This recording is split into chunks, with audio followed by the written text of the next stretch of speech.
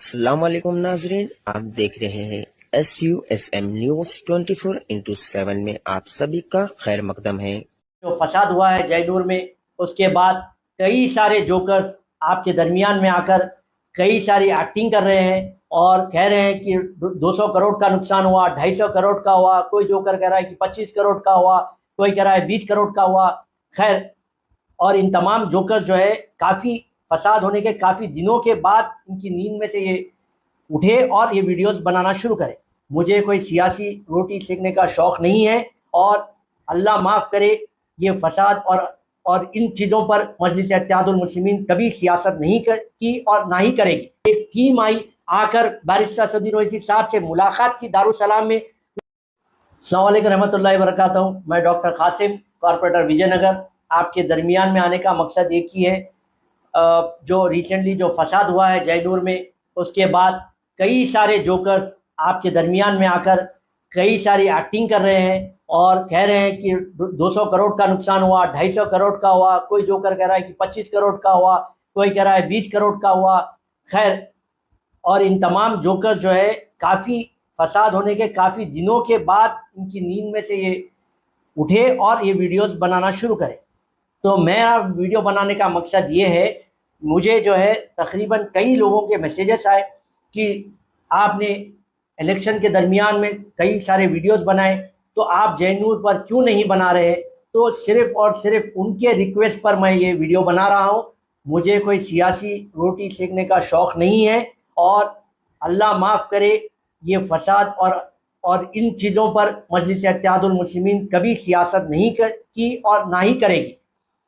चलिए, मैं ज़्यादा वक्त नहीं लूँगा। जयनूर के फसाद के बारे में मैं आपको चंद चीज़ें कहकर मैं आपसे अलविदा होता हूँ कि जयनूर में जो फसाद हुआ, उसके बाद पहला फ़ोन जब चल रहा था, वहाँ से पहला फ़ोन किसे आया, आप तमाम को अगर इल्म नहीं है तो मैं आपको बेदार कर दूँ। पहला फ़ोन वहाँ से आया है सदर मजलिस बैरिस्टर असदुद्दीन ओवैसी साहब को। उन्होंने फ़ोन किया और कहा, साहब यहाँ पर गुलशन स्कूल में 180 बच्चे स्कूल के अंदर है। तो इमीडिएटली सदर मजलिस बैरिस्टर असदुद्दीन ओवैसी साहब ने SP आसिफाबाद को कॉल किया और कहा कि पुलिस प्रोटेक्शन के तहत उनके कुछ तमाम बच्चों को 180 जो स्टूडेंट्स थे वहाँ पर, उनको अपने अपने घर छोड़ने की जिम्मेदारी पुलिस की है। वहाँ से स्ट्रिक्ट इंस्ट्रक्शंस मिलने के बाद आसिफाबाद SP ने वो 180 बच्चों को अपने अपने घर पहुँचाया।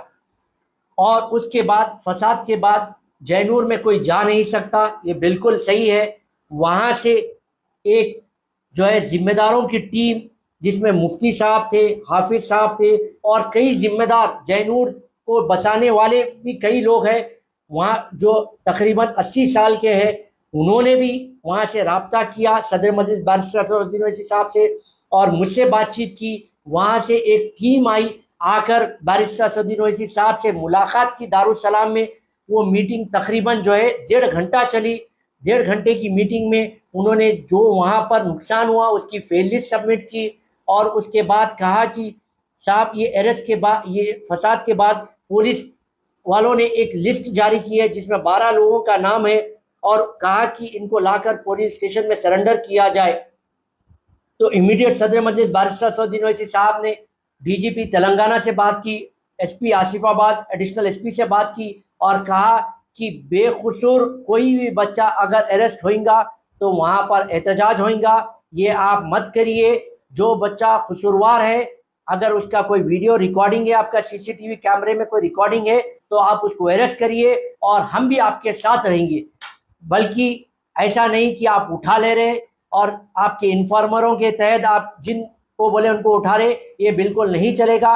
ये स्ट्रिक्ट इंस्ट्रक्शंस मिलने के बाद वो 12 लोगों को भी अरेस्ट नहीं किया गया और सदर मजलिस बैरिस्टर असदुद्दीन ओवैसी साहब ने उसी वक्त एक लीगल टीम को जो है वहाँ पर तैनात किया और कहा कि जब कोई भी अगर पुलिस स्टेशन से बुलावा आता है तो आप वहाँ के लोकल एडवोकेट को, जो मजलिस इत्तेहादुल मुस्लिमीन की जानिब से रखा गया है, उसको लेकर आप पुलिस स्टेशन जाइए।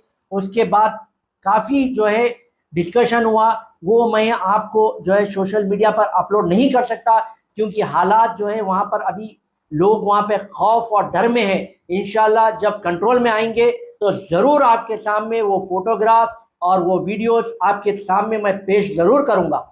ये नहीं कि बल्कि मैं अपने रूम में बैठ जाऊं और कहूँगा कि 200 करोड़, 25 करोड़, 50 करोड़, ये नहीं। इंशाल्लाह मेरे पास जो लिस्ट है वहाँ के जिम्मेदारों ने जो लेकर आकर दी है, वो तमाम लिस्टों को मैं आपके सामने प्रोड्यूस करूँगा इंशाल्लाह, और जो है आपके सामने जो हक़ाइक़ है वो पेश करूँगा।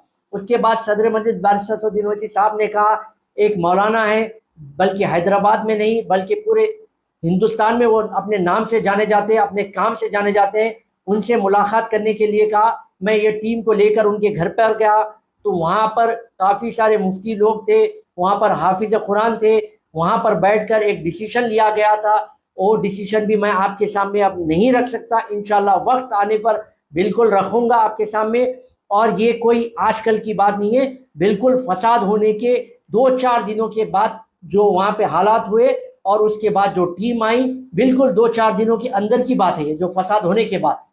तो इंशाल्लाह सदर मजलिस बैरिस्टर सऊदी ओवैसी साहब ने भी वहाँ की जो जिम्मेदारी ली है, और इंशाल्लाह ये बंद ख़त्म होने के बाद सदर मजलिस बैरिस्टर सऊदी ओवैसी साहब के एडवाइस पर हम वहाँ पर हमारी टीम जाएगी और जो वादा किया गया है इंशाल्लाह उसको पूरा करेगी।